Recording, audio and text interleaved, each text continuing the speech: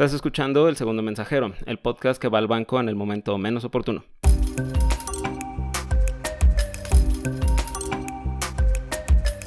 En el episodio de hoy me acompaña la doctora Dimelsa Suárez, que es genetista, pero sobre todo es fan de las historias y el true crime, entonces por eso la trajimos el día de hoy. ¿Cómo estás, Dim? Hola. Bien, ¿y tú, Mike? Bien, muchas gracias. ¿Qué tal el regreso a la nueva normalidad? Pues bien, como que no extrañaba nada del tráfico, Uh-huh. para nada, entonces me había acostumbrado a ir y venir rápido a todas partes y de repente otra vez párate bien temprano y aguanta el tráfico y el calor, pero pues ahí vamos, uno se al final te adaptas pues porque aquí sigues, Porque ¿no? no hay de otra. En que tienes que salir a ganar el dinero de todas formas. Exactamente, hay que sacar para la papa. Y para el Amazon. Exactamente. Y obviamente para las bendiciones, que aquí estamos viendo, bueno, ustedes no Sí, la sí, están sí. viendo, pero aquí está la bendición de Dim, que es un gatito. Ay, mi Que... bendición que le encanta que hable. Ujú. ¿Cómo se llama tu gatito? Cali, Cali. Muy bien. Entonces Cali va a estar con nosotros también. sí, Seguro va a hacer algunas... hasta que me ataque, porque le encanta que hable. Entonces empieza a hablar y se acerca a mí, así como ya cállate. Bien, entonces pues vamos a empezar. En el episodio de hoy vamos a hablar sobre Suecia. Suecia es un país peculiar. Pasó de ser la tierra de los vikingos a ser el prototipo de país de primer mundo cuyo sistema técnicamente funciona. ¿Tú has ido? No, jamás. Sí está dentro de mi bucket list, pero no, jamás he tenido la amabilidad de ir. Muy bien. Entonces, 100% del episodio de hoy no ha ido a Suecia. Pero bueno, te cuento algunos datos curiosos antes de irnos a lo feo.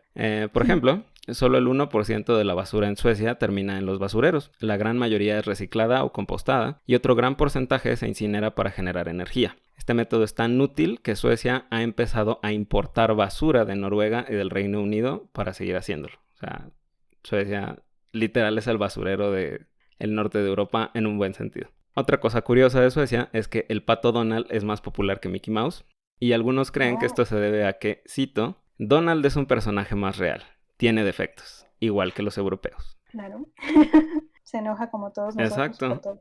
Dice que en una página encontré que es tan popular que en el año 2006 el gobierno de Suecia tuvo que pasar una ley que prohíbe votar por candidatos imaginarios porque muchas personas votaban por el pato Donald, así como no me cae bien ningún candidato, quiero que Donald sea el presidente de Suecia. O sea. O lo que sea. La capital de Suecia, Estocolmo, tiene el modelo a escala del sistema solar más grande del mundo, y también en Estocolmo se encuentra una pequeña plaza que se llama Norrmalmstorg. Disculpen mi sueco. Y esa plaza de Norrmalmstorg es sede de una de las sucursales de un banco sueco que se llama Kreditbanken. Esa sucursal en específico fue robada el 23 de agosto de 1973 y se convirtió en el lugar donde nació uno de los fenómenos psicológicos más famosos del mundo, el síndrome de Estocolmo. Entonces, hoy te voy a contar la historia de qué pasó ese día y por qué le decimos síndrome de Estocolmo al síndrome de Estocolmo. Muy bien. Jamás lo había investigado. Uh-huh. Yo tampoco, y la verdad es que hay muchas cosas detrás de, o sea, y es que dentro de lo que leí y todo esto, me di cuenta de que aventamos el término síndrome de Estocolmo así como si fuera, tiene diabetes, ¿no? Entonces... Sí. Sí, la verdad es que jamás había... me topé hace poco con una serie en Netflix que me recomendó el algoritmo, pero no la he visto. O sea, sí ya la puse inmediatamente en mi lista con las otras 300 que ¿Qué tienes probablemente en no tu vea. lista? Ajá, Es una que se llama Clark, ¿no? ajá, sí, Ajá. esa. Sí, pues va de esto. Entonces te lo voy a spoilear poquito. Pero quiero pensar que está bien hecha y que igual vas a decir, oh, wow, esto no es como me lo Jamás. contó Mike.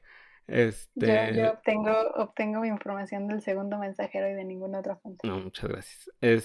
Y no sé si ya escuchaste el episodio de esta semana de Mujeres Criminales. No, Ok, no voy bien atrasada. ok, perfecto. Porque hoy se les ocurrió hacerme el spoiler. Entonces, ahí Ay, va.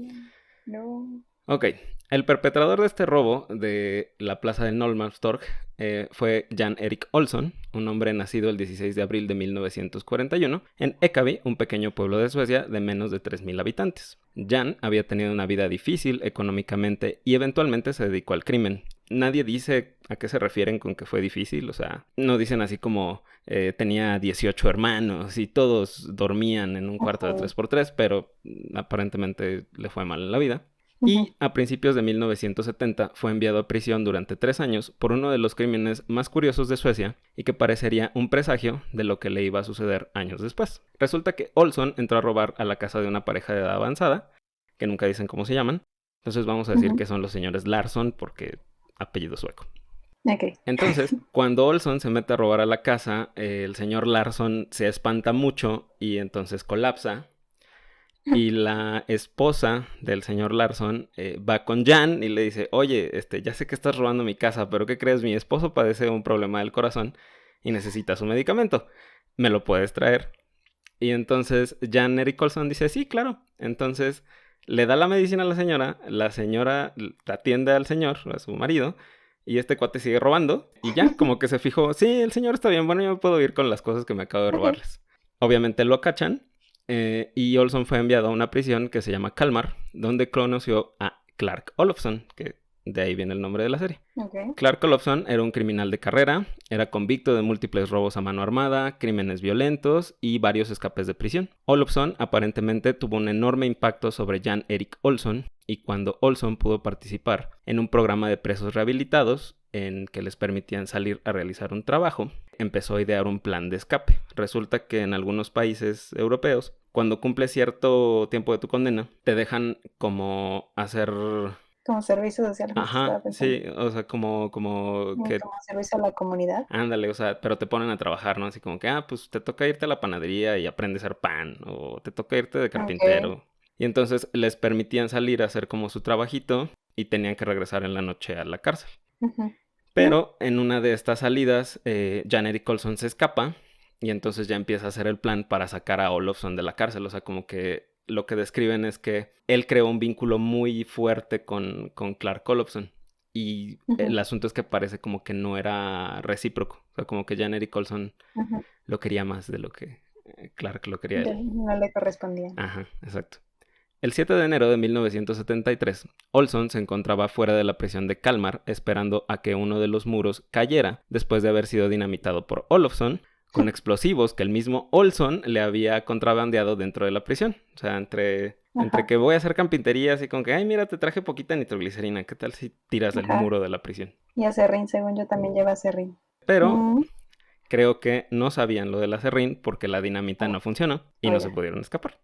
Y entonces Olson pues empezó a pensar así como, ¿qué hago? Y entonces dijo, ok, voy a robar un banco. Y entonces el jueves 23 de agosto de 1973, Jan Erik Olson entra a un baño público y se disfraza. Se puso una peluca, lentes y un abrigo largo. Así, nada que llame la atención, ¿no? Ajá. Pintó su cara con cera para bolear zapatos, lo cual siento que está muy mal. Creo que fue el overkill. Ajá, creo que eso es hacer blackface técnicamente. Sí. Entonces, muy cancelado. En los 80s, ¿no? Ajá, 70s. 70, sí. Entonces, muy cancelado, señor Olson. Debajo del abrigo había 2 niñas. Traía una subametralladora y una mochila con municiones. O sea, ya se puso serio. Traía cuerdas, traía explosivos y traía cuchillos. Además traía unos radios de onda corta, lo que llaman vulgarmente los walkie-talkies. Y pues aquí viene la escena del crimen. A las 10:02 de la mañana entró al Kreditbanken de la plaza de Norrmalmstorg. Se acercó a una de las ventanillas, sacó el arma del abrigo y lanzó varios disparos al aire. Y después de eso dijo, cito, es hora de la fiesta, todos al suelo. Supuestamente lo dijo en inglés. Su personaje. Ah, claro, el personaje, sí, es cierto. La peluca, la blackface. Sí. Tienes razón. Seguro fue el personaje. Qué bien pensado, muy bien pensado. Sí. A las 10:06 de la mañana, uno de los cajeros logró activar la alarma silenciosa y la policía llegó al lugar. Entonces, la verdad es que aparentemente todo era como muy eficiente en ese entonces. 3 oficiales entraron primero al banco, pero cuando Jan logró herir a uno de ellos, tuvieron que retirarse. Entonces, como que no sé si no sabían o no se dieron cuenta que traía una ametralladora y entraron muy, así como, sí, ¿quién intenta robar? ¿Qué pedo? En Suecia. Primer mundo. Exacto.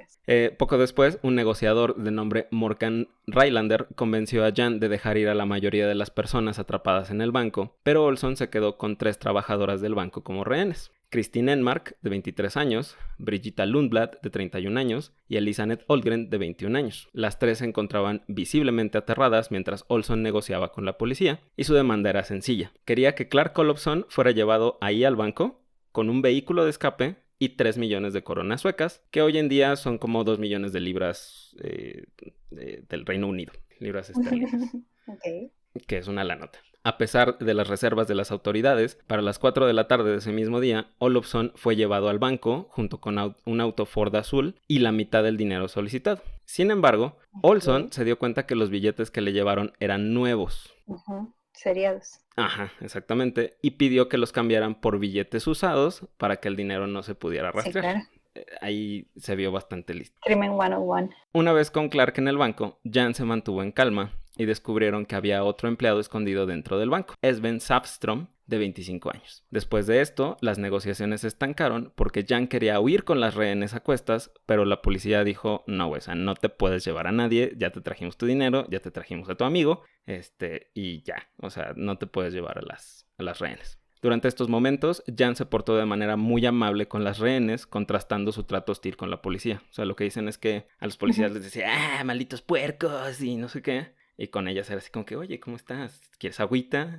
¿Quieres ir al baño? Pero, ¿en qué punto cambió? Porque estaban como visiblemente asustadas, ¿no? Ajá, o sea, él aparentemente como que las asustó por cómo él se dirigía a la policía. Okay. Pero ellas se empezaron a dar cuenta así como que, pues es que a nosotros no nos grita o a nosotros no nos trata como gacho. Sí, no se está amenazando. Exactamente. Entonces, Jan les permitía ir al baño sin supervisión, pero les decía que, cito, deben volver rápido para cuidar de sus amigos. Y todos siguieron las instrucciones. Al día siguiente, mientras la cobertura mediática incrementaba y la policía decidía la mejor manera de negociar, Jan permitió a uno de los oficiales entrar al banco para revisar el estado de salud de los rehenes. Eso fue otro como, ahorita lo vamos a platicar, pero es como ese acto de bondad, entre comillas. El oficial describió que los rehenes se encontraban relajados con sus captores y que incluso se llamaban entre sí por su primer nombre. O sea, que de repente ya era así como que Christine le decía, oye, Jan, ¿puedo ir al baño? O sea, era como una relación muy curiosa. Pero cuando interactuaban con la policía, los rehenes empezaron a volver como muy cautelosos y muy suspicaces. O sea, como que se ponían a la defensiva. Los rehenes consideraban los actos de amabilidad de Jan como grandes gestos.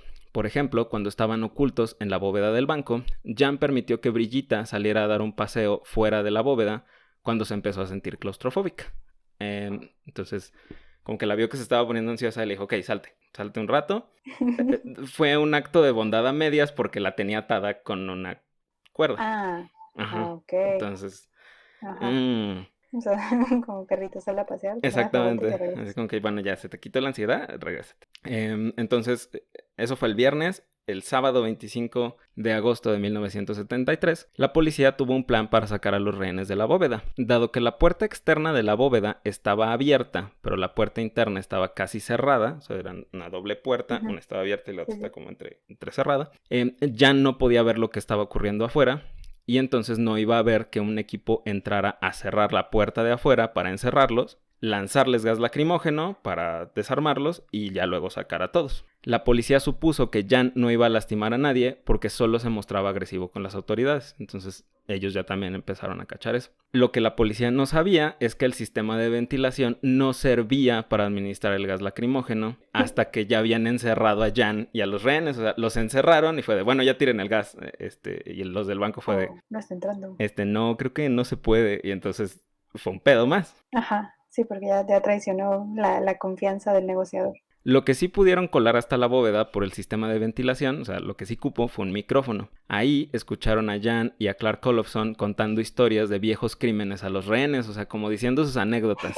O sea, se convirtió en la cotorriza ese pedo. La llamada. Ajá. Y estos, a su vez, se estaban riendo de las anécdotas. O sea, literal estaban haciendo como rapport. Ajá. Parecía haberse formado una especie de camaradería entre captores y capturados. Jan calmó a Christine cuando tuvo una pesadilla y le ofreció su abrigo cuando dijo que sentía frío. Sí, ya la estoy sintiendo. Ajá. El cuarto día del sitio del banco, las autoridades pensaron que lo ideal sería taladrar agujeros en el techo de la bóveda y por ahí pasarles el gas. El problema es que la bóveda tenía muros O sea, era una bóveda, Claro. obviamente tenía Sí, muros. de hormigón, me imagino, no sé. Exactamente, o sea, estaba muy cabrón taladrar. Y obviamente, si empezaban a taladrar, pues Jan se iba a dar Se va a cuenta, escuchar. exacto, por el ruido. Jan se dio cuenta de lo que estaban intentando y lo que hizo fue que puso los explosivos. Primero los puso en el cuerpo de los rehenes y Oh, entonces no. les dijo así de, los voy a detonar si usan el gas lacrimógeno. Y entonces la policía dijo, ni modo, o sea, ya este güey ya se puso muy hostil. Por los agujeros que llevamos medio taladrados hay que intentar dispararle. Pero Jan se dio cuenta, dijo, por ahí cabe una pistola. Y entonces lo que Ujú, hizo es que agarraron papel que encontraron en la bóveda y él y los rehenes empezaron a tapar los agujeros. O sea, le empezaron a ayudar. ujú. También se aseguró de siempre tener a uno de los rehenes como escudo humano en todo momento para evitar que la policía tuviera un tiro limpio.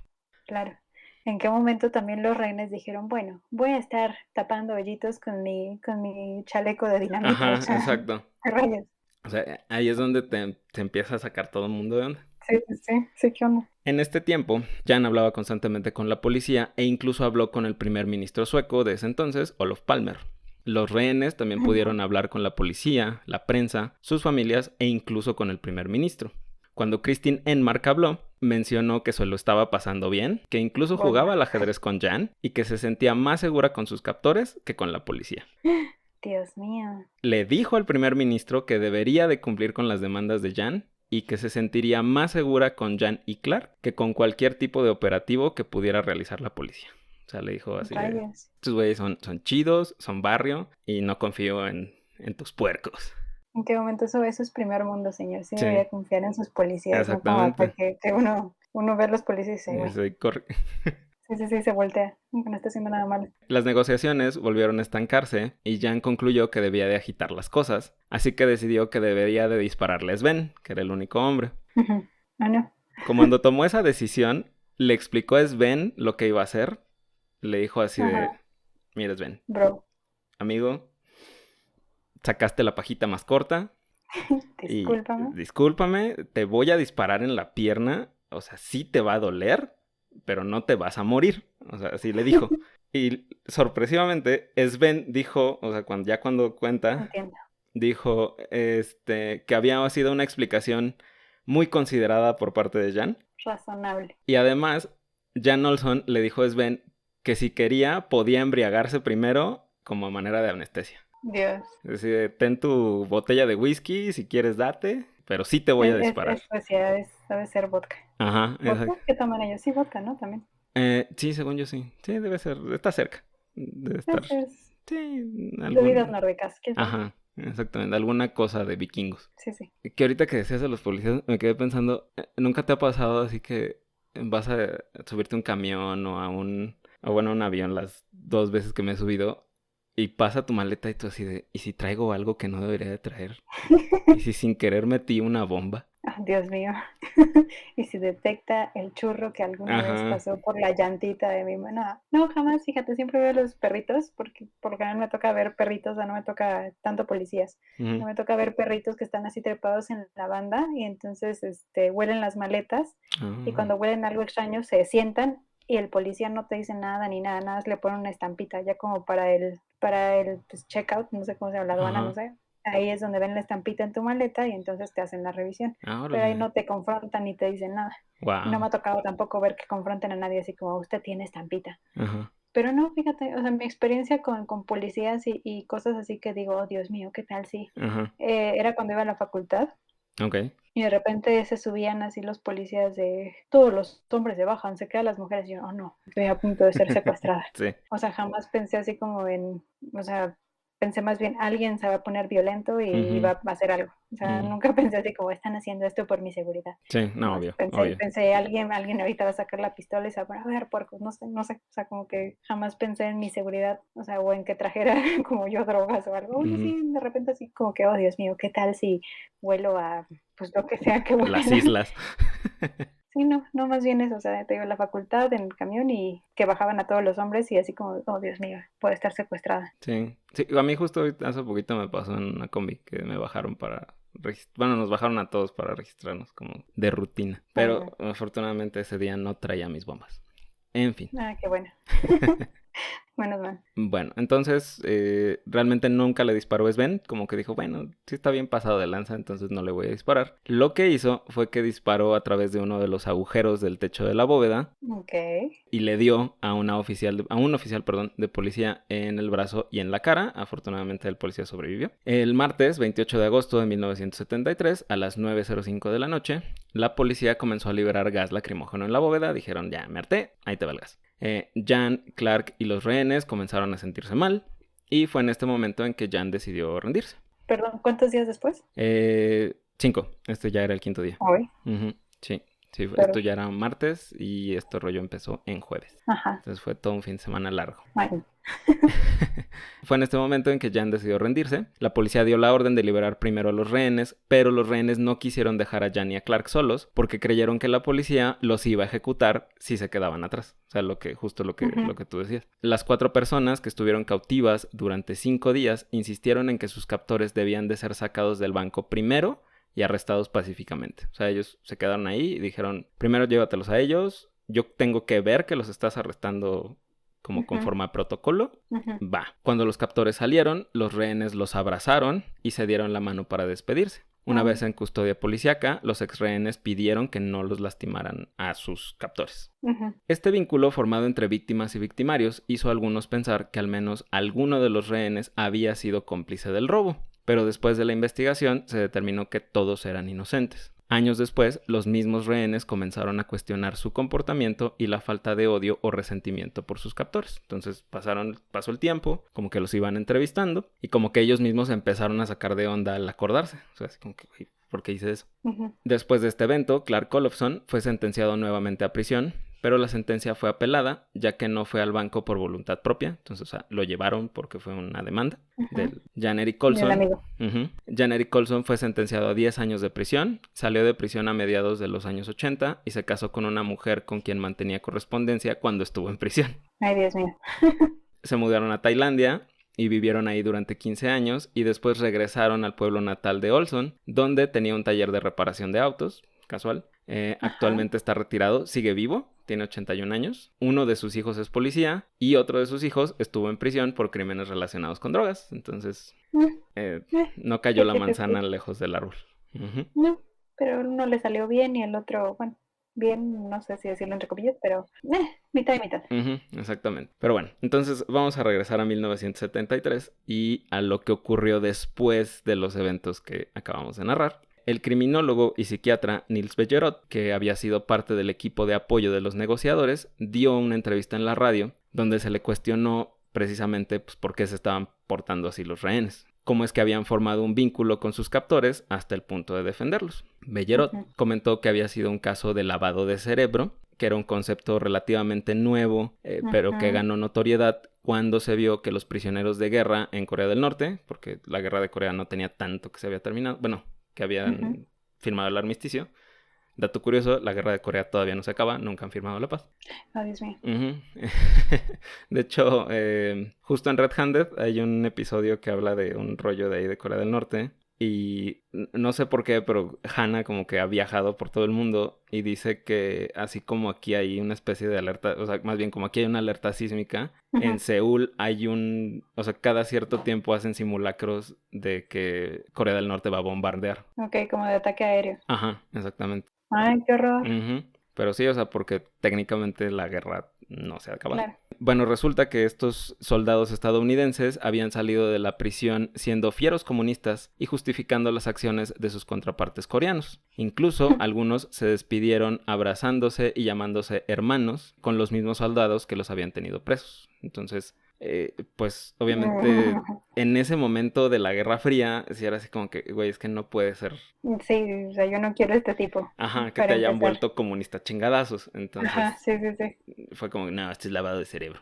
Bejerot. Fue, ay, perdón, en los 60 lo del MI ¿qué? MK Ultra. MK Ultra, ajá. Lo del MK Ultra.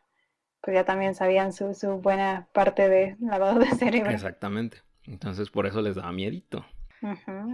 Nils Bejerot entonces llamó a este fenómeno observado en el Banco de Suecia, el síndrome de Normalmstorg, eso. Pero, y por eso no pegó. Exactamente, en el mundo occidental se conoce como el síndrome de Estocolmo. Entonces, Que sí pega. Niels Bejerot fue el creador, por así decirlo. Sin embargo, la primera mención formal del síndrome de Estocolmo vino del psiquiatra estadounidense Frank Ökberg, que en el momento que ocurrió el robo de Norrmalmstorg se encontraba en la Fuerza Especial de Trabajo contra el Terrorismo y el Desorden, que no sé a qué se refiere a desorden, pero no sé, Estados Unidos, los 70s. Sí, suena muy, muy gringo.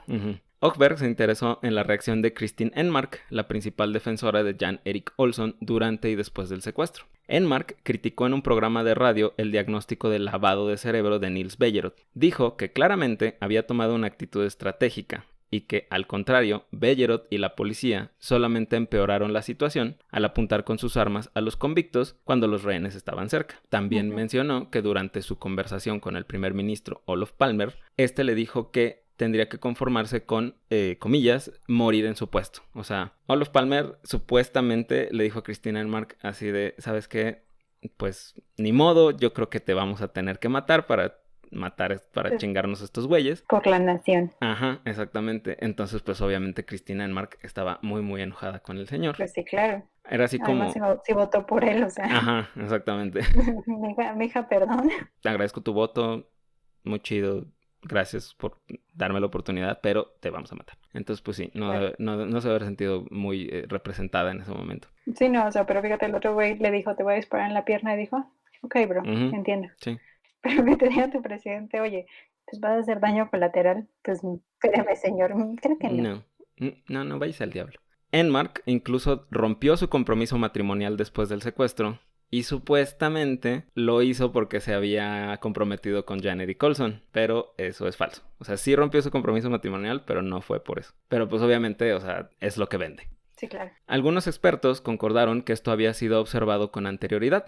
Por ejemplo, la doctora Anna Freud, relacionada con Sigmund Freud, mencionó que esto ocurrió en los campos de concentración del Tercer Reich en un fenómeno que ella llamó identificación con el agresor. Pero Ökberg creía que lo que había sucedido con Kristin era algo distinto. Kristin no se había convertido en una criminal, sino que había formado un lazo con su captor sin dejar atrás su papel de rehén. Entonces, esa era como la diferencia. De acuerdo con Ökberg, cito, la persona se encuentra en una situación de vida o muerte que parece surgir de la nada y la víctima está segura de que va a morir. El rehén entonces se vuelve como un bebé. Él o ella no puede hablar, comer, moverse o usar el baño sin permiso. Es como lo explica Ökberg. Okay. Y en ese entonces, los pequeños actos de bondad se convierten en una validación de las necesidades y se interpretan como una señal de cuidado.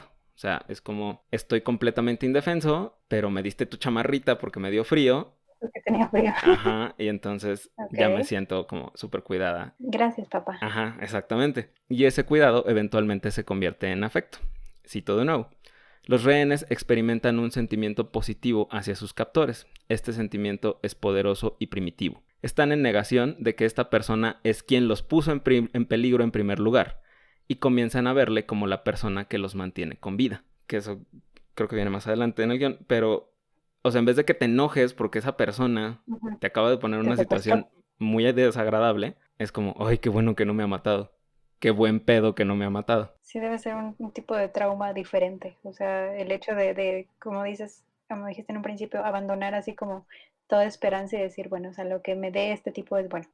O sea, como si efectivamente como un estado como muy infantil, no sé, como muy de, pues sí, o sea, de niño chiquito abandonado que si me pasas la manita por la cabeza, ya estoy contento porque es cariño. Exactamente. Este vínculo es recíproco y el captor se preocupa por los rehenes a un nivel más profundo. De hecho, Jan Erik Olsson comentó algo al respecto, cito, fue culpa de los rehenes, hicieron todo lo que les dije. ¿Por qué ninguno me atacó? Hicieron que fuera más difícil matarlos.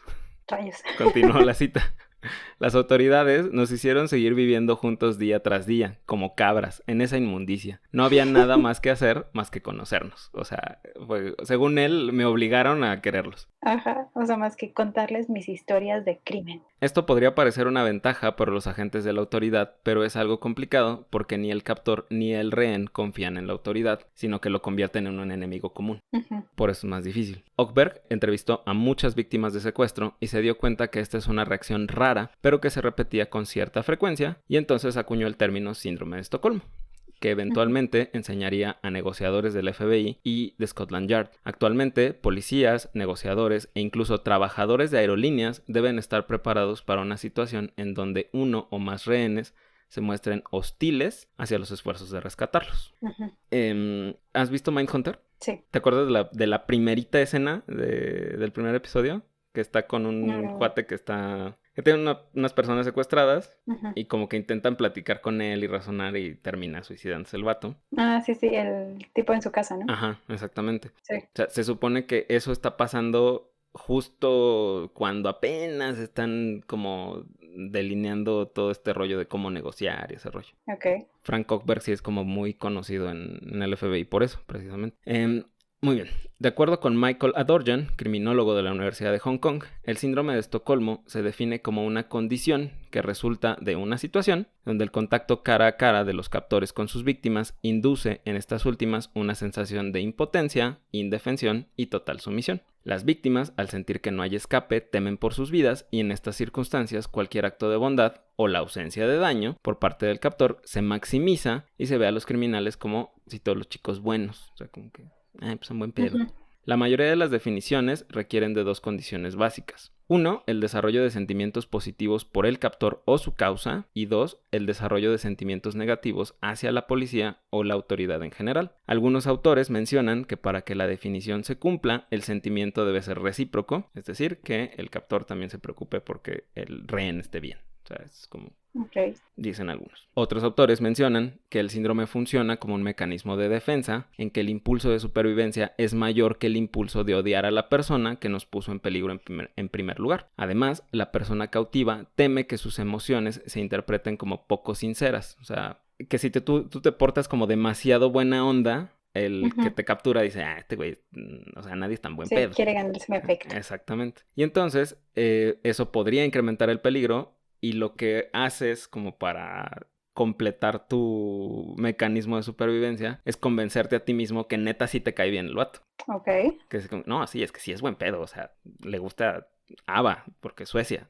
Excelentes gustos musicales. Sí, bravo, señor. Según Michael Adorjan, el tratamiento de los pacientes con síndrome de Estocolmo se basa en reconocer la experiencia como entendible, pero no justificable, ya que es una respuesta que se considera patológica. Si el trauma crea percepciones, emociones y vínculos falsos, el objetivo del tratamiento es revertir los factores que trajeron la respuesta infantil al trauma. O sea, ¿por qué te sentiste tan indefenso? Y llevar a la persona a un estado donde sus respuestas no se vean afectadas por el miedo o un deseo desesperado de sobrevivir. O sea, está cañón porque en parte es como enseñarte a que hay situaciones en las que vale más tu, no sé si decir dignidad o algo así, que tu vida. O sea, decir así como que no, güey, no me voy a doblar ante eso y vale madre. Pues siento que está como muy también de exposiciones a terapia, ¿no? Así como, a lo mejor no exposición no es la palabra, pero siento así como que no viene al caso, o sea, como que actuaste mal, o sea, como te está medio regañando esa terapia, no sé. Exactamente, sí, justo. Y es justo a lo que vamos. Obviamente, con la fama viene el cuestionamiento. ¿Es el síndrome de Estocolmo una enfermedad mental real? Esta pregunta existe desde la descripción inicial del síndrome. El agente y perfilador del FBI, Duane Fuselier, escribió en el boletín del FBI de 1999 que, cito, el síndrome ha sido sobreenfatizado, sobreanalizado, demasiado publicitado y demasiado psicologizado, y que es mucho menos frecuente de lo que se dice. En la psiquiatría se encuentra dentro del rubro de enfermedades disputadas, junto con el síndrome de fatiga crónica o la enfermedad de Lyme crónica, que si quieren saber más de esa, hay un par de episodios, el 8 y el 9, de su bonito podcast que pueden escuchar para más información. No, sí, buenísimo esos episodios. Sí hablaste de Justin Bieber, ¿no? Que tiene, según Lyme crónica. Exactamente. Sí. Él, Avril Lavigne. Sí. Con motivo de su reciente concierto en la ciudad. Exactamente. Y Thalía también se supone que tiene Lyme. Así es. Los principales detractores del síndrome mencionan que no es una entidad reconocida, ya que no se encuentra en el DSM en ninguna de sus versiones. Sin embargo, otras entidades bien definidas y reconocidas, como el síndrome de la mujer maltratada y el síndrome de trauma por violación, tampoco se encuentran listadas, porque en general se consideran subcategorías del trastorno de estrés postraumático, pero, o sea, vamos a lo mismo, son entidades que son muy bien reconocidas. Entonces, Sí, que claro. esté en el DSM o no, digo, en el DSM también había cosas que no deberían de haber estado. Sí, claro. Histérico. Exacto. Michael Adorjan menciona que la medicalización del síndrome de Estocolmo no siguió el camino habitual, es decir, no se dio a conocer como un fenómeno observado por médicos o psicólogos y después publicado en una revista científica, sino que nació en el contexto de una entrevista de televisión y después algunos segmentos de la profesión psiquiátrica adoptaron la etiqueta, le dieron el respaldo científico y le dieron una definición formal, síntomas específicos y una posible explicación a su origen. Entonces, lo que dice Adorjan es que hay algunas condiciones que primero como que las reconoce la ciencia y van al público, y hay otras que es al contrario. Al revés. O sea, que se reconocen como un fenómeno social y luego ya la psiquiatría dice, esto está raro, vamos a ver si sí es cierto. Otras enfermedades que surgieron de este modo fueron el ahora llamado trastorno por abuso del alcohol, o como lo llamamos coloquialmente, alcoholismo, y justo el trastorno de estrés postraumático, que en su origen se conocía como el shell shock, que es como se refería a que se creía que el estrés postraumático solo era en personas que habían ido a la guerra y que específicamente como que pasaba cuando una bala le pegaba a tu casco. Por eso era el shell shock. Como aturdimiento. Ajá, ya después, digo, ya tendré algún episodio de eso. Específico. Ajá. Porque la verdad es que todo lo que es trastorno postraumático es muy interesante. Sí. Entonces, pero sí tengo que buscarle. Bien. Sí, sí. En un esfuerzo académico por demostrar qué tan dentro o fuera del colectivo de la psiquiatría se encontraba el síndrome, el Departamento de Psiquiatría y Ciencias de la Conducta de la Escuela de Medicina de la Real Universidad Libre de Londres realizó un análisis de artículos publicados en revistas médicas sobre el tema.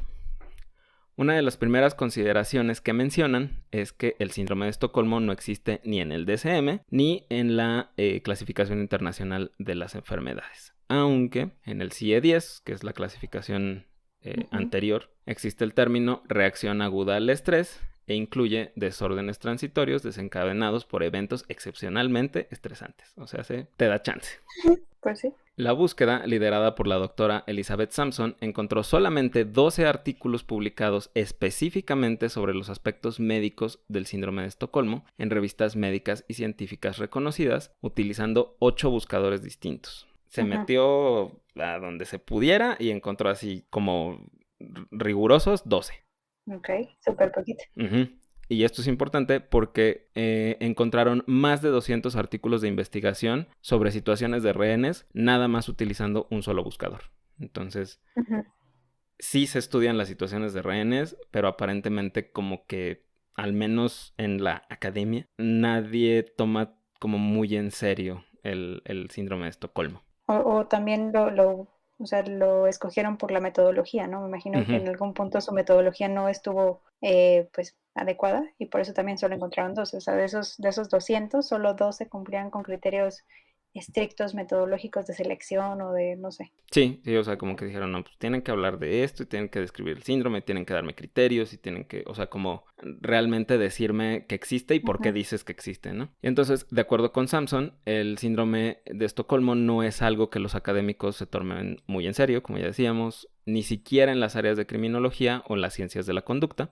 No obstante, encontraron algunos datos interesantes entre los pocos artículos que hallaron. Por ejemplo, en uno de los trabajos se afirmaba que no había relación del síndrome de Estocolmo con el trastorno de estrés postraumático. Otro decía que el síndrome de Estocolmo es más frecuente en víctimas jóvenes, que es más probable desarrollar la condición cuando se trata de maltrato psicológico más que maltrato físico, que supongo que tiene que ver con ay, qué buena onda, no me pega. Y que los estados extremos de excitación, como aquellos provocados por el miedo, pueden generar una sensación falsa de vinculación. De eso no sé si alguna vez has leído o alguna vez viste en Twitter o en algún blog horrible, pero en algún momento de mi vida llegué a leer como que en tu primera cita invita a la chica a un parque de diversiones para que relacione la emoción de subirse a la montaña rusa con estar contigo. Y yo así, Sí, en mis revistas para chicas adolescentes. Ajá, exactamente. Y yo así, eso no suena como algo. Señor, eso se llama manipulación. Ajá, sí, eso no sé como muy correcto. Sí, pero eso uno se da cuenta después en aquel momento. Sí, tomando nota. Sí, ten toda la razón. Sí. Tiene la razón, eres quien se pone. Exacto. Tú. Ajá, tú. Horror. También encontraron un par de casos interesantes donde la víctima de secuestro creó un alter ego, probablemente como un modo de lidiar con su estado de cautivo, como es el caso de Sean Hornbeck, secuestrado por Michael J. Devlin, un pederasta convicto que lo tuvo cautivo durante 4 años. ¿Qué rayos? Sean Hornbeck creó un alter ego llamado Sean Devlin y cuando le preguntaban, él decía que era el hijo de Michael Devlin. Ujú. Y entonces vivió como su hijo un par de años, incluso mencionan como que tuvo novias y todo bajo la identidad de Sean Devlin. O sea, fue una cosa como muy como muy de fragmentado, ¿no? Así como de el Ujú. trauma Sí, es sí, sí. demasiado grande, entonces tuve que crear otra persona. Y de Sí. hecho, ya que agarraron a Michael Devlin, Sean Hornbeck se ha negado a comunicarse con los medios, como a hablar de eso. Sí, claro. También es notorio el caso de Natasha Kampusch, que vivió presa de Wolfgang Priklopil durante 8 años y después se escapó. Y después de que Natasha escapa y pues se sabe que estuvo secuestrada, Wolfgang Priklopil se suicidó. Kampusch, después de que se entera, expresó como pues mucha pena porque se murió este cuate y pues todo el mundo así como que ¿por qué? O sea, ¿Qué rayos? tuvo, ajá. Esta historia sí está más larga, entonces mis queridas no salgas de casa tienen un episodio donde platican el caso, entonces les dejo Ay, el sí. enlace en la descripción. Ya caí en el hoyo negro de no salgas de casa. Además empezó así justo en la pandemia, entonces estoy reviviendo así todo el trauma, entonces ya por eso que voy bien atrasada porque me estuve bingeando no salgas de casa. Ah, Y, son ay, Dios mío. geniales, me encantan. Sí, sí, sí. Sí, Hashtag produzcan el segundo mensajero. sí. Este... Hola. A pesar de todos estos reportes de casos, sobre todo de los más mediáticos, la conclusión del estudio fue que no existe evidencia suficiente para considerar el síndrome de Estocolmo como un trastorno bien definido, porque no existen criterios para diagnosticarlo, tampoco está claro cómo se debería de tratar, si es que existe la necesidad dentro del manejo de una víctima de secuestro. Los autores mencionan que en algunos de los casos más mediáticos, como el de Natasha Kampusch o el de Sean Hornbeck, existieron oportunidades claras para escapar que ellos decidieron no utilizar, a diferencia de los rehenes originales de Normalstorg, que ellos no tuvieron oportunidades de escapar. Entonces, Ujú, lo que la doctora Sampson dice es que realmente no los puedes comparar. ujú. Una de las conclusiones del artículo simplemente dice, cito, puede ser que la etiqueta del síndrome de Estocolmo ayude a negar la necesidad de explicar un comportamiento inexplicable. Y también concluye que la gran mayoría de los diagnósticos del síndrome de Estocolmo los realizan los medios, no los realizan los psiquiatras. Bien, finalmente vamos a platicar de un artículo que encontré que lo que hace es que deconstruye el síndrome. Ok. El concepto del síndrome de Estocolmo ha sido objeto de lo que algunos sociólogos llaman una extensión de dominio.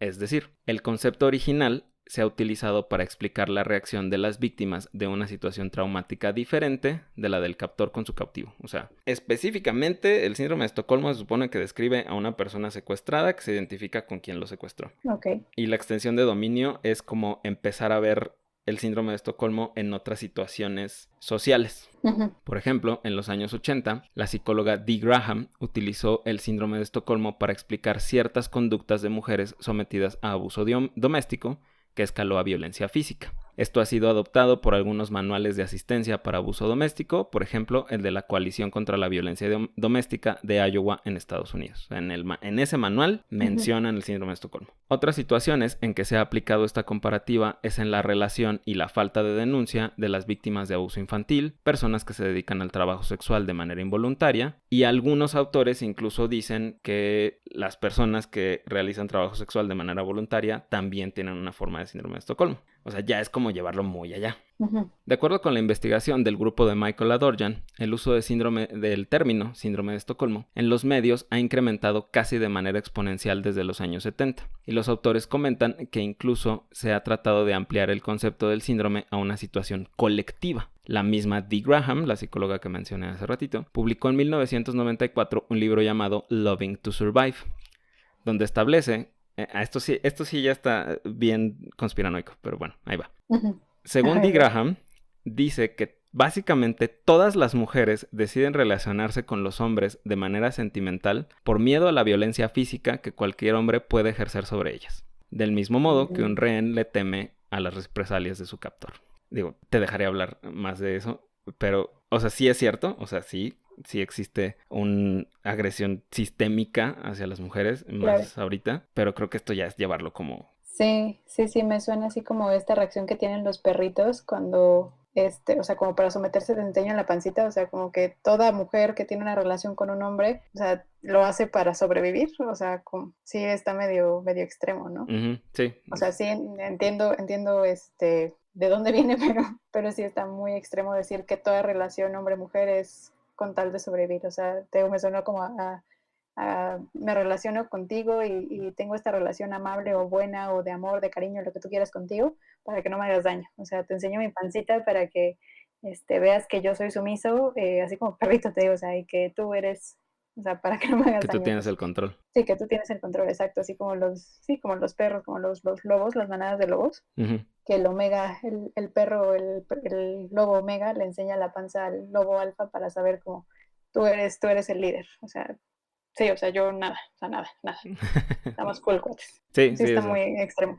otro argumento igual de horrible, pero similar, ha sido propuesto por la escritora Barbara Huddleston Mattay para explicar que las personas afrodescendientes o a las personas afrodescendientes que se mostraban reacias a rebelarse ante los esclavistas blancos, mencionando que existía un deseo de identificarse con una identidad euroamericana, comillas, comillas, como una especie de red de seguridad, comillas, comillas. O sea, es el Ujú. mismo cuento. O sea, Sí, sí, o sea, es sí, sí, básicamente lo sí. mismo, pero aplicando a racial. Existen otras situaciones sociales menos conocidas en que se ha utilizado de manera cuestionable la etiqueta del síndrome de Estocolmo para tratar de explicarlas, como el incremento de las conversiones al Islam después del 11 de septiembre del 2001, que si no recuerdan, porque son jóvenes, fue cuando cayeron las Torres Gemelas en un atentado terrorista, o el rechazo de algunas personas en Taiwán de reunificarse con China, porque se sienten identificados con sus antiguos colonizadores japoneses.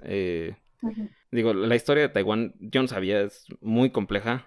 John Oliver tiene un video de eso, también les dejo el link. Pero básicamente Taiwán como que es independiente, o sea, se separó de China, pero Ujú, China se ha encargado de que nadie reconozca a Taiwán como un estado. ujú. Pero el asunto es que Taiwán primero fue de Japón y entonces hay gente que dice, no, es que yo quiero ser taiwanés, pero porque yo quiero seguir siendo como de ascendencia japonesa. Ujú.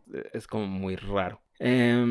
Otros ejemplos que ustedes pueden haber incluso presenciado es el llamado síndrome de Estocolmo corporativo, en que los empleados de una empresa comienzan a identificarse y a ser excesivamente leales a un empleador que claramente no ve más que por sus propios intereses, dígase ponerse la camiseta. Existen muchas etiquetas que han sido sometidas a expansión de dominio y cuya expansión claramente ha servido para comprender un fenómeno. Por ejemplo, el entendimiento de que la adicción al alcohol tiene mecanismos similares a la adicción a la cocaína o incluso a los juegos de azar. Y entonces el concepto actual de las adicciones es un ejemplo de expansión de dominio, pero es una expansión constructiva. O sea, aquí sí fue como, ok, nos ayuda a entender más, ¿no? Ujú. Sin embargo, de acuerdo con el grupo de Adorjan, la expansión de dominio del concepto de síndrome de Estocolmo ha sido como pocas en el sentido de que ha pasado de describir una situación individual específica a tratar de explicar el comportamiento de naciones, grupos étnicos e incluso géneros enteros. La expansión en un punto parece descabellada, pero parece servir a la creación de lo que el sociólogo llama una historia formulaica o formulada, es decir, una especie de narrativa que se encuentra en el dominio popular y que nos ayuda a explicar el mundo sin necesidad de lidiar con los molestos matices de la experiencia humana. En cierto sentido, las historias formulaicas protegen nuestra visión del mundo. Cito: la narrativa de las situaciones de rehenes pinta a los captores como villanos y a los cautivos como inocentes. Cuando los cautivos se resisten a sus papeles de víctima y se rehúsan incluso a verse como rehenes, cuando rechazan demonizar al villano o más dramáticamente apoyan la posición del supuesto villano contra las autoridades, la fórmula se rompe. Y dentro del contexto de la historia formulaica, las acciones son contraintuitivas. No tienen sentido porque se da por sentado que existe un modo en que los individuos deberían sentirse o deberían actuar en esa circunstancia. Las víctimas normales responden como la historia formulaica dicta. Solo aquellos perturbados, entre comillas, O responden de sea, manera paradójica. Es decir, aquellos que no cumplen con las expectativas de la historia formulada se tratan como personas con alguna psicopatología. Y esto les quita la agencia a las acciones del rehén. Su juicio y su capacidad de tomar decisiones se considera nula. Lo que dice es que tú deberías, entre comillas, de ser, o sea, cuando eres víctima, por así decirlo, debes de ser de cierto modo. Sí, encajar en... Otra cosa importante que se menciona en la crítica de la etiqueta del síndrome de Estocolmo es muy parecida a lo que se llama la trampa 22, descrita, o el catch 22. un Catch-22. Ujú, Ajá. Sí, porque además, también se le conoce así, creo que la menos conocida para el síndrome de lesión de 22-11. También Nomim está como Catch-22, o sea, con ujú, nombres alternos Catch-22. Entonces, a reserva del que tú lo expliques súper bien, el Catch-22 es así como una situación en la que sí o sí vas a salir perdiendo, o sea, una situación, digamos, como imposible, o una situación donde sea imposible que algo salga bien, porque si tomas esta decisión sale mal y si tomas B decisión sale mal. ujú, Entonces exactamente. estás como en ese punto de luego, Ajá, exacto. O sea, ¿cómo ¿cuál es dicen? la menos peor? No sé. Mal si lo haces y mal si no lo haces. Ajá, sí, exacto. O sea, el catch 22 es lo que estamos viviendo los millennials ahorita. Entonces les voy a contar. El Catch-22 es una situación descrita en un libro de Joseph Heller de 1961. El libro es una ficción histórica que se desarrolla en la Segunda Guerra Mundial y en él, Doc Danica, un psiquiatra del ejército, menciona la trampa 22 para explicar que cualquier piloto que solicita una evaluación mental por locura con la esperanza de que no se encuentre lo suficientemente cuerdo para volar y por lo tanto escapar de misiones peligrosas, demuestra su propia cordura al crear la solicitud y por tanto Ujú. no puede estar loco. Ese es Sí, el sí, sí. catch-22. Si tú crees que estás mal porque no quieres volar, pues sería lo lógico. O sea, ¿quién quiere irse a la guerra a morirse? Sí, claro. Pero si pides te evalúen, de todos modos estás bien Porque estás lo suficientemente bien como para juzgarte, hacer criterio y estás bien entonces. y entonces puedes ir a volar y morir. Sí, o sea, si vas y te evalúan, pues estás bien, porque estás dando, o sea, te estás autocriticando y estás diciendo, oh, puede que haya algo mal conmigo, y te das cuenta, o sea, entonces es como el laberinto este interminable, entonces, pues tengo que siento que vivimos en un catch-22 a cada rato, o sea, compro casa, me endeudo, tengo hijos, no tengo hijos, Ujú. o sea, te vas a equivocar, o sea, Sí, hagas lo que hagas, no va a salir bien. sí, sí, tienes razón. No lo había Entonces, pensado. sí, sí, también, fíjate que yo lo había leído, o sea, el libro no lo he leído, No, no, yo. pero justo en esto de los hijos, vi un video, ahorita no me acuerdo de quién fue, Ujú, pero justo hablaba de esta situación, bueno, ahorita me acuerdo, hablaba de esta situación de catch 22, o sea, tener hijos, te vas a equivocar, ten hijos, te equivocas, no ujú. tienes hijos, pues también te vas a Ajá, equivocar, exacto. entonces, al final haz lo que quieras porque va a dar lo mismo, Va o a sea, dar te lo vas a mismo. equivocar, decidas lo que decidas. Exactamente. En el caso del síndrome de Estocolmo, cuando una autoridad médica o legal etiqueta a un individuo como afectado por el síndrome por actuar de un modo poco habitual hacia un captor, el individuo se resiste a aceptar la etiqueta. Y entonces esto es una confirmación de que tiene síndrome de Estocolmo. Maldita sea. Ellos te dicen, tienes síndrome de Estocolmo. Y tú dices, no, no es cierto. Y ellos dicen, pues negar la etiqueta es un síntoma del síndrome de Estocolmo, Con más razón. ya que dentro de la definición del mismo se hace referencia a una resistencia a cooperar con la autoridad. Y entonces Ujú. de ahí sale. Maldita sea. En este escenario, los mecanismos de afrontamiento en realidad no son de afrontamiento, la sensación de control sobre nuestra vida no es una agencia real y la apariencia de normalidad no es normalidad. En el caso de mujeres que han sufrido maltrato, cuando niegan, minimizan o racionalizan su abuso o asumen responsabilidad por el mismo, eventualmente comienza a considerarse que lo que ellas tengan que decir es irrelevante, ya que el mero acto de tratar de explicar sus acciones termina cayendo en la caja del síndrome de Estocolmo. Entonces, Ujú. eso es algo que sí me voló el seso muy cañón, porque creo que sí se hace mucho eso de como de invalidar un poco. O sea, Sí, sí, personas que han sí. tenido traumas o situaciones de abuso feas, cuando ellos tratan de explicarlo, a lo mejor no es tanto como para defender al abusador, sino más bien como para decir, no puedo estar tan mal. O sea, Ujú. no Sí, puede ser para que yo me haya permitido que me pasara esto. como mecanismo de defensa de la víctima. Ya me acordé, el video es de la Escuela de la Vida, de School of Life. Entonces se titula así, tener hijos o no tener hijos. Entonces al final te dice, ¿sabes qué es un catch-22? Y te vas a equivocar, entonces haz lo que quieras. Y tú así de, oh rayos, pero contésteme, señor. Ajá, sí, pero yo no vine al video para que me dijera eso. Sí, yo no vine a eso, yo vine por Yo venía respuestas. por respuestas, exactamente. Sí, esos de School Pues of sí, Life siempre me dejan así como, güey, me dejaste sí, sí, igual. sí. O sea, a mí sí me encantan sus videos, me Ah, sí, hacen a mí reflexionar. también, pero Sí, sí, sí. ya sé qué Pero sí, esperar. así como, sí, exacto, o sea, ya sé que después de un rato siento el existential dread Ujú, así cayéndome encima, pero ya, o sea, son muy buenos videos, la verdad es que sí, sí, están bien hechos y muy bien investigados y muy bien, narrados e ilustrados.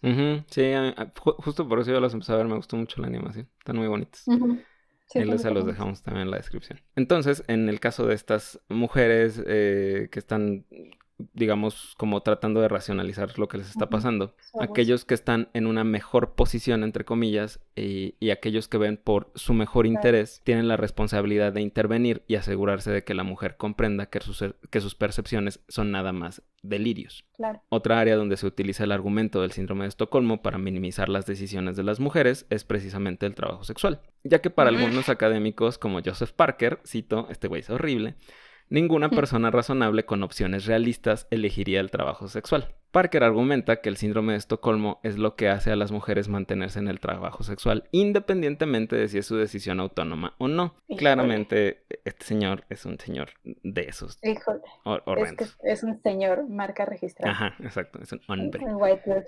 Ajá. No sé, eso sí me entra mucho en conflicto esto de trabajo sexual. ¿Lo eliges? ¿No lo eliges? ¿Estás ahí porque quieres? Sí, es muy complejo. Sí, les Sí, voy a es dejar el demasiado. video de John Oliver. También tiene uno muy bonito de sex work. Sí, perfecto. A Dorjan y su equipo utilizan como contraargumento el caso de Yvonne Ridley, una ex periodista del Sunday Express de Reino Unido, que en el año 2001 fue secuestrada por una célula del Talibán. En el año 2003 se convirtió al Islam y se convirtió porque le permitió a sus captores que iba a leer el Corán y mantuvo su promesa. Ok. Me soltaron, me dijeron que leyera el Corán, yo voy a mantener mi promesa de leerlo. Y se convenció. Después de ¿Y su... las mujeres sí pueden leer el Corán? Sí, aparentemente, cuando se trata de convertir. Ah, ya. Después de su conversión, comenzó a volverse una dura crítica del sistema occidental. Ridley menciona que dentro del Islam existen actitudes y creencias que empoderan a las mujeres, como ella lo interpreta. Cito, en el Islam se deja claro que las mujeres son iguales en espiritualidad, valor y educación. Las mujeres buscan el bienestar de las unas de las otras. No estaba preparada para esto. En Occidente estamos muy ocupadas robándonos los novios, así lo dice, no lo estoy diciendo yo, Sí. criticándonos por nuestra ropa o nuestro peso. ¿Qué es más liberador? ¿Ser juzgada por el largo de tu falda o por tu cuerpo? ¿O ser juzgada por tu carácter, tu inteligencia y lo que hay en tu mente? Dios mío. Ridley tiene algunas opiniones radicales, como considerar los bombarderos suicidas como mártires, pero son opiniones que sostiene sincera y fervientemente. No obstante, desde el momento de su conversión al Islam, se consideró que sufría del síndrome de Estocolmo para explicar esta decisión irracional. La misma Ridley ha respondido esto diciendo: para sufrir del síndrome de Estocolmo tienes que establecer un vínculo con tus captores, crear empatía. Pero en mis 10 días cautiva no hubo vínculo alguno. Les escupí, los insulté y les arrojé lo que pude. Era agresiva, grosera y molesta. Era una prisionera traída del infierno. Así lo dice ella. I was a prisoner from hell. Ridley leyó el Corán como parte de su acuerdo para ser liberada, y de acuerdo a ella misma, una lectura que comenzó como mera curiosidad académica la llevó a un despertar espiritual. Aquí el rollo no es tanto lo que ella cree o no cree, sino más bien que lo cree sinceramente. O sea, que realmente pudo cambiar su mentalidad como occidental a lo que sea que le haya llamado del Corán, pero que todo el mundo dice así como que no, es su síndrome de Estocolmo. O sea, en cierto modo es como invalidar.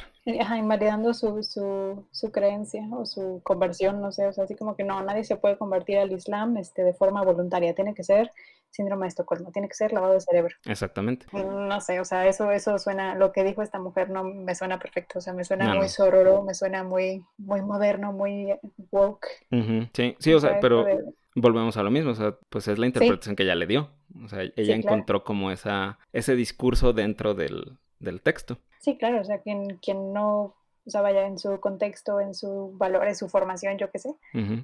ella interpretó eso, pero hay también quien interpreta, pues que no, o sea, Ajá. porque que me estoy confundiendo, yo creo, pero ¿de dónde es esta Malala Yousafzai? Ella es afgana. ¿Y por qué le dispararon? ¿Porque quería aprender? Ajá, porque quería ir a la escuela. No decía que era igual, o sea, es esa Ujú. religión, no decía que eran igual en educación y en hombres y mujeres, o sea, también la interpretación depende, ¿no? Sí, es que hay muchas, digo, ahorita creo que ya estoy aprendiendo un poquito más de eso, pero hay como muchas corrientes y hay unas que son muchísimo más radicales que otras. No sé, y sí, discúlpame mi ignorancia. No, no, entonces sí es como, o sea, sí tiene uno como que meterse muy cañona a ver de qué corriente es la cosa de, o sea, la noticia de lo que tú ves de ISIS o ISIL o lo que sea. Ujú, Realmente creo que lo responsable sería como meterte a ver qué creen estos cuates, ¿no? O sea, porque ujú. así como hay estas como ramas tan rudas del Islam, Sí, pues hay del de... cristianismo es lo mismo. Justamente siento que es eso, o sea, es como la interpretación que le das y decir, no, pues esto... Y también en qué contexto, ¿no? Para validar tu argumento. O sea, la Biblia dice que no te acuestes con otro hombre. Ah, sí, pero también dice apedrea a quien se vista con diferentes telas, ¿no? O sea, una cosa así es de las cosas como más. Es como, tampoco lo tienes que tomar todo literal, amigo, o sea... Ajá, sí, sí, sí. O sea, para hacer válido tu punto, estás citando este libro. Ok. Ujú. Yvonne Ridley finalmente declaró, cito, aquellos que me aplican la etiqueta del síndrome de Estocolmo son personas que simplemente no pueden aceptar que una mujer del occidente haya rechazado los valores occidentales para abrazar el Islam. No lo entienden y les asusta. Y como les asusta, deben atacarlo. Y lo más fácil que se les ocurrió fue decir síndrome de Estocolmo. Está loca. Histérica. Exactamente. Dios mío. De nuevo. Ridley es víctima de la trampa 22. Y al ser reacia a aceptar la etiqueta del síndrome de Estocolmo, eso confirma que padece el síndrome de Estocolmo. Dios mío. Así es. La etiqueta del síndrome de Estocolmo puede ser muy útil para desacreditar los argumentos de otros, sobre todo cuando no se apegan a la historia formulaica de una sociedad en particular. En el contexto sociológico, la etiqueta puede ser utilizada como una palanca de poder para desvirtuar los argumentos de los disidentes, ya que el que aplica la etiqueta se considera a sí mismo como el poseedor de la verdad. Y el siguiente paso es la medicalización. O sea, tú le dices a alguien que está mal y que está loco, y luego te encargas de crearle un diagnóstico médico, como le pasó a las personas homosexuales. Ujú. Peter Conrad y Joseph Snyder mencionaron en 1980 que los disidentes del régimen soviético eran muchas veces etiquetados como enfermos mentales y confinados a hospitales psiquiátricos, porque ¿cómo vas a vivir en la URSS y no ser súper comunista? Por otro lado, para Carlos Bayús, psiquiatra emérito de la Universidad de Barcelona, menciona que el síndrome de Estocolmo, más que una enfermedad, es más bien una reacción peculiar. Menciona que el mismo Sigmund Freud padeció de un breve episodio de despersonalización cuando visitó el Partenón de Atenas, aunque probablemente su adicción a la cocaína tuvo algo que ver, pero... Las drogas. Otra reacción peculiar es el síndrome de Jerusalén, una extrema reacción emocional que algunas personas presentan cuando visitan la Tierra Santa, o el síndrome de Stendhal, en que ocurre una reacción intensa similar pero al ser expuesto al arte, que puede ser tan intensa que puede llegar a provocar alucinaciones. No sé si alguna vez has oído de gente, por ejemplo, que dicen que entra al MoMA o al Louvre o a donde sea y que como que es tan Tiene una impactante. epifanía. Ajá. Que creo que, o sea, no es que me haya pasado, pero es que a mí me da así como esa emoción, esa, Dios mío, o sea, no sé, como sentimiento de epifanía, así de sí, Dios, por favor, tómame, llévame. Es como, wow, o sea, neta estoy enfrente de... Ajá, sí, no, no, no, así me quedé cuando fui al Met con mi papá Ajá. hace unos años.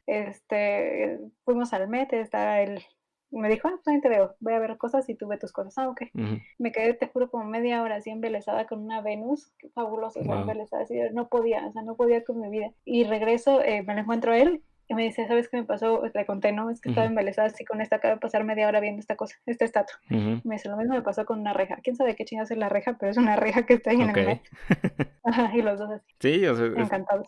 y es una reacción, o sea, no es que estén como mal. Sí, o sea, no, no estaba alucinando ni nada, Ajá. solamente me pareció así como la cosa más hermosa del planeta y así como estar yo presente. Esa reacción me da cuando voy a un museo y veo obras clásicas, así como estar yo presente en este momento ante esta cosa tan bella y Uh-huh. tan histórica y tan, o sea, me hace como conectarme con la gente, no sé, es Uh-huh. una cosa rara. Sí, sí, sí.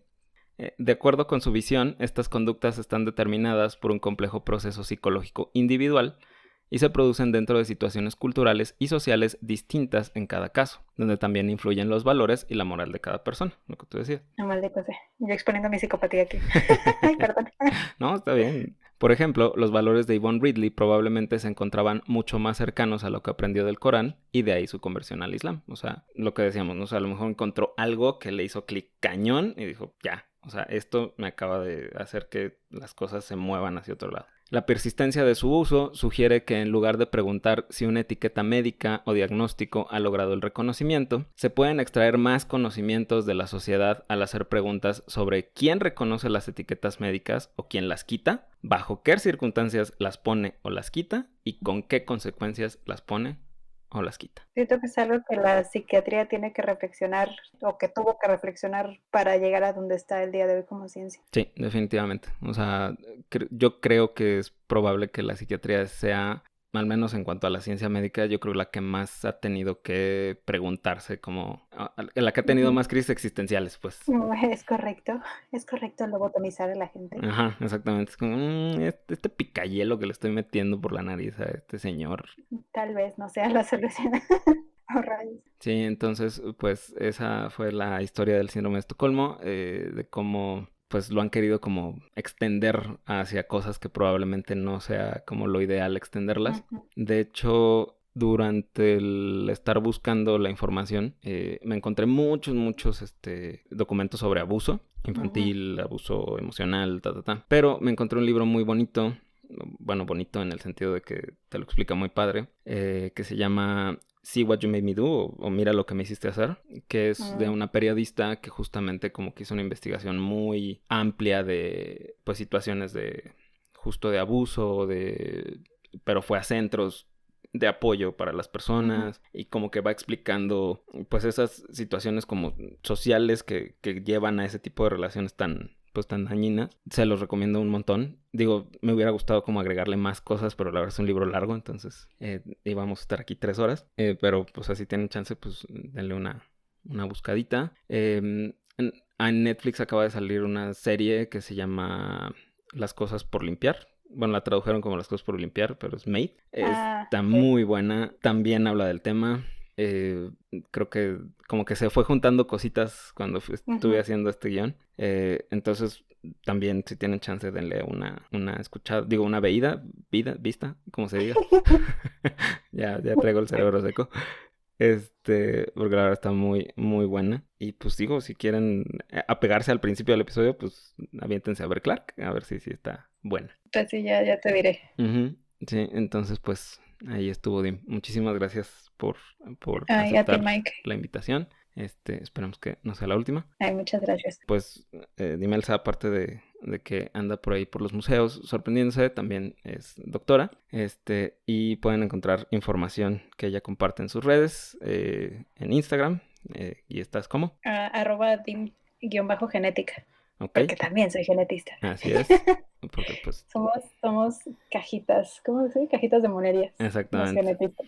uno no puede nada más dedicarse a una cosa. Uno le hace a todo. Entonces, pues ahí encuentran la información que Dim comparte. Y pues nos escuchamos en la próxima emisión. No les voy a prometer cuándo va a ser porque claramente han visto que me cuesta mucho trabajo producir esto, pero lo hago con mucho amor. Entonces, pues bueno, Y se nota. muchas gracias.